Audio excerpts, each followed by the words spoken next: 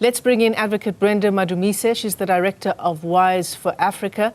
And Brenda, it's great to talk to you on a topic that is a triggering one for so many people. I think women in the country will tell you that you'd be hard-pressed to find a group of women friends, at least one of whom hasn't experienced gender-based violence in some shape or form.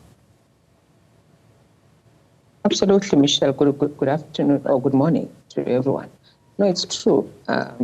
It's the lived experiences and reality of many women in South Africa, across the globe, that we experience intimate partner violence in the highest numbers ever.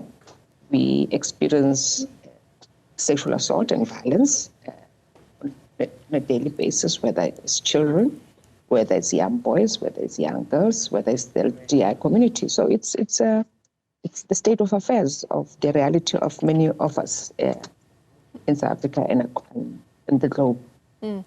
15 minutes of a shutdown, as you speak to us, Advocate Madumise, from a train in Geneva in Switzerland.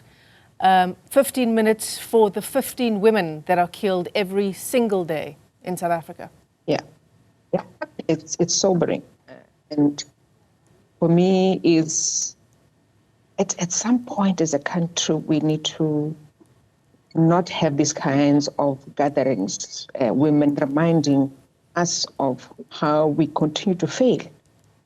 So I'm hoping that this is the last time that we bring the attention of gendered violence to the administration, to the country as a whole, is that there is going to be a self-reflection, reckoning from all of us, especially men, just to look at the pain that they cause, the harm that they cause.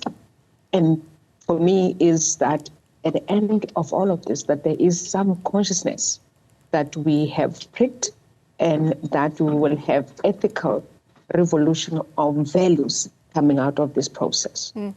I'm sure you would have heard the singing, the humming. You can almost feel just the tone of that hum coming to us from the Botanical Gardens in Johannesburg. It's a painful plea for change insofar as the treatment of women, young women, girls is concerned. Groups like the LGBTQIA+ community as well. There is a plea happening, and I want to just tie things into the G20 summit, the Leaders Summit that's happening this weekend, Advocate Madumise. And while I do that, I want to just show our viewers, because we've been tracking this all morning, leaders from around the world arriving. The Brazilian President Lula da Silva, his plane just touching down, I believe that is Waterkloof Air Force Base? No, it is R. Tambo International Airport. So Lula da Silva touching down there. You will know that he's actually just come from what would have been the last day of the COP30 summit happening in Belém as well. Brazil was also the host of the G20 in Rio de Janeiro just exactly a year ago. The theme there was building a just world and a sustainable planet, very much along the lines of what South Africa's theme is, which is solidarity, equality, sustainability. But as all of these things unfold, and as we wait for his plane to open, for the red carpet to be rolled out, and for all the ceremonial things to get underway, there's a big hope that the G20 Leaders Summit will put gender-based violence at the forefront. And I know we're talking debt relief, we're talking about better lending for countries that are struggling in the global south. But where does this conversation around women and safety come in? It should form part of the discussions. It can't be separated from climate change.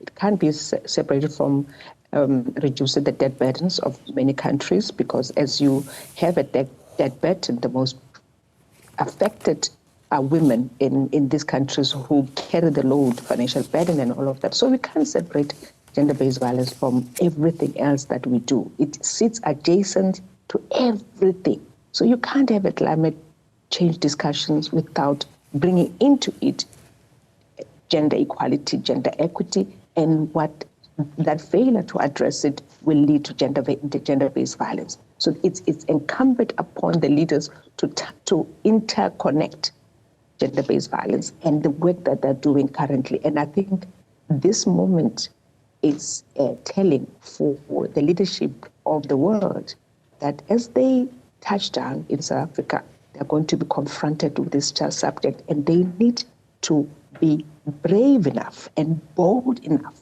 to, in the declaration, not separate gender-based violence from the final declaration, but weave it into that declaration so that then we can start to see changes. And I'm hoping that the president of our country, as he declared that this is a national crisis that is going to be classified as a national disaster, that is going to impress upon all the colleagues and leaders that he'll be sitting around with to do the same.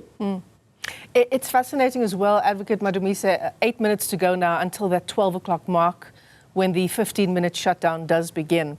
But all of these other parallel things have been happening, right? The inquiry with the Madlanga Commission, the ad hoc committee, all investigating the criminal infiltration of the justice system and how that feeds into the scourge of gender-based violence, this lack of access to justice where perpetrators do feel, perhaps rightfully so, that they can get away with it. Oh, yeah, Michelle, if you go back to 3 years ago, we spoke about the ineptitude of the South African Police Service.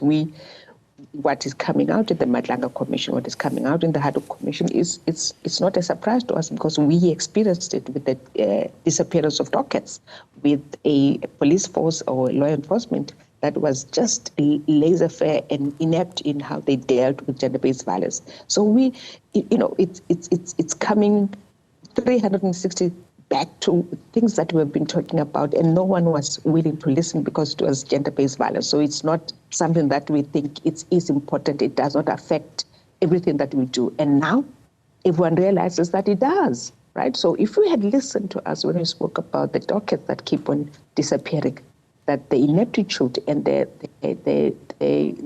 failure of the investigative teams with the South African Police Service, you would have done something and put in corrective measures.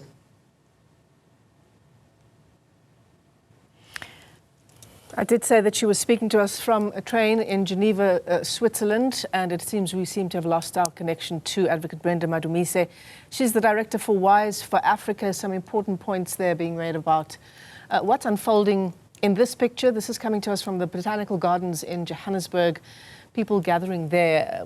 These calls for a national shutdown over gender-based violence ahead of the G20 Leaders Summit this weekend. 6 minutes to go until that 12 o'clock mark. Advocate Madumise, I think we have you back again now. If you can still hear us, let's end the discussion.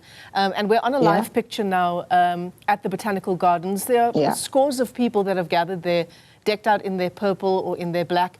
I will say, because you can't see the picture, I'm seeing a few men in the crowd. I do wish there were more. Oh, yeah, there should be more.